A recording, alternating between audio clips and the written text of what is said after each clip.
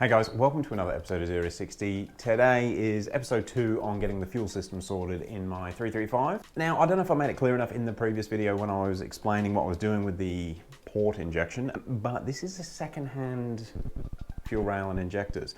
Now, obviously, the guy I bought it from listed it as was working when removed from car. I did get the JB4 from him as well, so I've actually got two JB4s now in that kit. And I can see that he was running 30 PSI and it looks like he was running full E85. But obviously I've got no real history on the condition of these. And even he probably wouldn't even know if they're all flowing correctly. And most importantly, I wanted to strip it down and just replace all the O-rings, or at least check the O-rings to make sure I'm not going to have any fuel leaks. I've never taken these rails apart, but it looks pretty simple. So let's get it separated and nip over to the injection shop and get them checked out. I've actually got a friend who's got a EFI or fuel injector cleaner and tester kit. So I'm going to nip over there and hopefully it won't cost too much money to get them tested. And it'll just give me a bit more peace of mind to make sure that everything is going to be doing what it should be doing once I get them installed. Something I see a lot of people struggle with when they're modifying cars is, actually, just so you know what I'm doing, I've just removed the 4 bottom bolts, so I should be able to separate the top and the bottom part of the rail, and it has come apart. The O-rings all look good. The tips of the injectors don't look amazing. I'll take some photos of those actually with a different camera so you can see what they look like. But yeah, actually after seeing the tips, it's definitely worth getting them cleaned. All right, I'm going to get the injectors out of the rail, we'll head over to the shop, and I'll keep you guys updated on the process.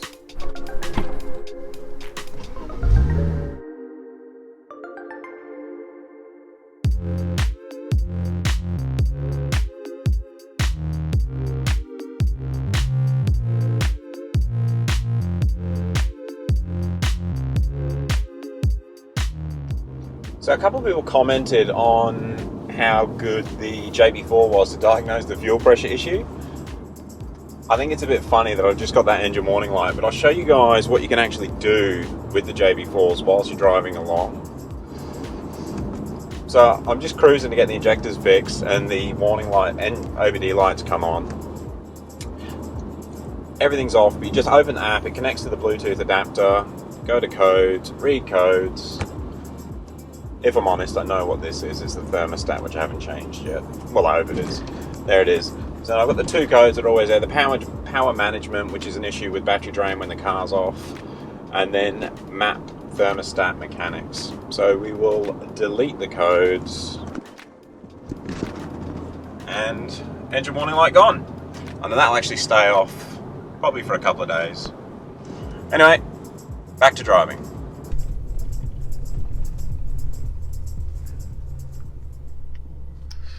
Now, unfortunately, when I got to the place where I was getting the injectors cleaned, I didn't really film much. I wasn't really sure what the process was going to be, so I thought I'd just narrate this. Basically, when we got there, the first thing we did was remove the O-rings from the original injectors. This was to prep them to going into the ultrasonic cleaner. Now, the ultrasonic cleaner's first job is really just to clean the outside of the injectors. They do this just to remove any gunk build up from the outside of the nozzles, and even just to see and identify the injectors or if there's any cracks or anything wrong with them. After that, they are then taken out of that bath, washed off with a different solution, and you can see here, even the nozzles, they look so much cleaner from that first bath, especially compared to the photos that we saw at the start of the video. Yeah, after that we then put them back into the ultrasonic cleaner, but they're connected now to the main fuel injector cleaner. Now this actually pulses the inside, well actually pulses the injectors whilst they're in the ultrasonic cleaner. And you can just see it in the bath there.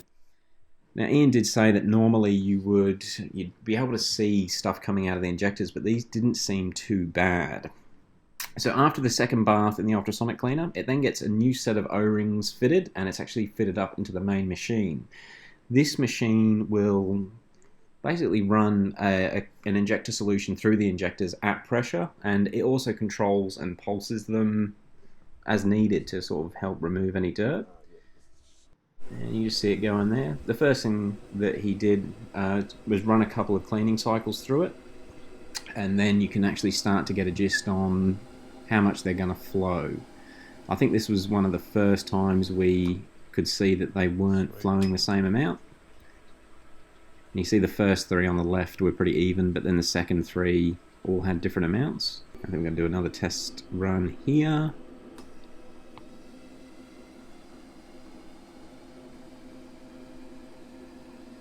I was genuinely surprised at how much the injectors flowed. So this was its first full flow test. Yeah. And yeah, again, the three on the left you can see are pretty even, but then the three on the right, not very consistent. So from this point we did another couple of cleaning cycles. They pulse the injectors at different speeds with different fuel pressures, and again it's just to try and lodge and remove anything that might have built up inside. It's actually quite a time-consuming process. Ian did say that sometimes the ultrasonic cleaner, the first step we did, is enough to clean the injectors, and then this is really just to make sure they're flowing the correct amount. But it went through, I think we probably did 2 or 3 different cycles, which take 4 to 10 minutes depending on which one it's doing. Yeah. So I just thought I'd try and film a bit of an update. This is actually the 5th cleaning cycle that we've gone through on them. 3 of the injectors are fine, and then the other 3 are not flowing the right amount. Very lucky that I got them checked. Very, very lucky. Obviously the cylinder that had that dodgy injector in would have been running leaner than the 2 beside it. It's kind of scary. I'm glad I got them done. So got back into cleaning. I think we did another cycle in the other machine before putting the 3 that were problematic back into the ultrasonic cleaner. Now I was feeling pretty positive at this point because you can actually see the gunk coming out of that middle injector, and that's the one that wasn't flowing as much as any of the other injectors. So I was thinking, right, sweet, this should all be good. That one's going to work fine once it gets back in the machine. And put it back in, did another cleaning cycle, and then this was the measurement test again. And unfortunately, you could tell nearly by this point already that that other lot of cleaning hasn't made any difference. This is just what those injectors want to flow. Now, not knowing what CC the injectors were that I'd received secondhand, we made the assumption that those 3 on the left were good, because obviously there's 3 that are the same. Number 4 and then number 6 were pretty similar, which were higher flows, but we assumed that maybe they were flowing too much. And we thought, well, we just do a test and see what they're actually flowing. So we used one of the ones from the left side that we assumed were good and did a flow test, which is what this is. So this injects a certain amount of fuel, and it's how they actually measure what's going on inside them. And it actually flowed 440 cc's. So that sort of led us to think that the 3 on the left weren't flowing right either. Well, that was a bit of a bummer. Yeah, we couldn't get the injectors to come within an acceptable tolerance of each other. I'm probably gonna have to do a bit of a summary and work out what I'm gonna do with these, because they're not really safe to use. This is the downside of using second-hand parts. All right, I guess you'll catch me next when we're back at the shop. So I'm back, and unfortunately I've got 6 injectors that I can't use. To try and give you some insight on why that's a problem, the way that the N54 standard ECU monitors AFRs, it can't check individual cylinders. It basically checks the front bank and the rear bank, so the front 3 cylinders and the rear 3 cylinders, and it averages out the AFRs between each lot of 3 cylinders. So the fact that we had one injector that was running significantly lower than the rest, the ECU will only compensate across those 3 cylinders.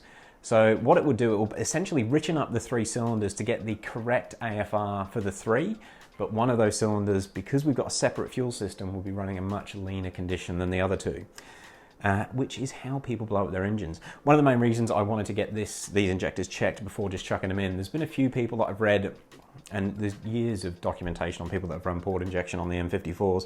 There's been a few guys that I've seen where they've recently fitted port injection and then had a significant failure with the engine. And I can only imagine it would be a circumstance like this where an injector's not flowing properly, cylinder runs lean, and bam, there goes your engine. Lean conditions are not good when you're running massive boost and all this extra heat. So yeah, moving forward, I will have to order a new set of injectors. I guess it's an opportunity to upgrade to a 750cc injector instead of these 550s, so not a complete negative situation, upgrades. Yeah, but unfortunately that does mean I've got to wait a couple of weeks for the new ones to get here. It's the weekend in Australia at the moment, and I don't think I'm going to get anything locally anyway, so it will have to come from overseas.